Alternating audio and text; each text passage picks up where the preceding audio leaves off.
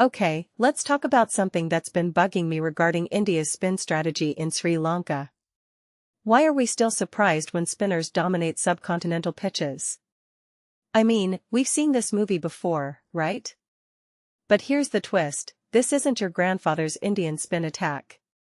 We've got Kuldeep Yadav resurrecting the art of the googly, some random guy named Manav Suthar making his case for a test cap, and a certain off-spinner learning the hard way why batting-friendly tracks are merciless. Let's unpack this. First off, Kuldeep's approach here fascinates me. Everyone's talking about his 18 overs and that wicket-taking spell, but what he didn't do matters more. While most spinners would flatten their trajectory on a slow pitch, Kuldeep doubled down on his natural flight. That takes guts, honestly. He trusted the breeze, the drift, and his variations more than trying to outthink the batters. And it worked. The way he trapped Wickramasinghe? Classic Chinaman magic. But here's what people miss, this wasn't just about skill, it was a mindset shift. Kuldeep saying, my strengths are the pitch's weaknesses. Smart play. Now let's talk about Manav Suthar. Dude's got me excited in the way only young spinners can. His debut against Afghanistan wasn't a fluke 2.53 economy rate on a pitch where everyone else was leaking runs?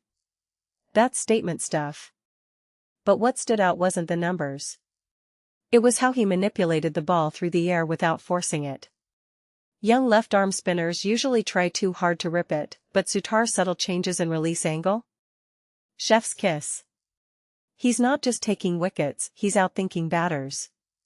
And that run out? Shows he's switched on in the field too. India's got a dilemma now, do they play two left-arm spinners? I'd argue yes. Gal's a minefield for right-handers. But let's not pretend everything's roses. Saransh Jain's day was rough. 4.90 economy rate, yikes. But here's the thing, his problems weren't technical. They were tactical. When you're an off-spinner on these pitches, you're automatically at a disadvantage because batters want to sweep or charge. His flatter trajectory?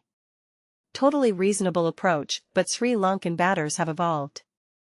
They smother your pace, disrupt your lengths. Jain needs to experiment more with his pace variations and maybe bowl more wrong UNS. This was a harsh lesson, but exactly what he needed before the test start.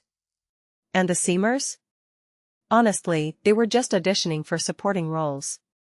Siraj and Prasidh looked rusty, understandable given the layoff. But Gurnoor Brar caught my eye. 10 wickets in Gal before?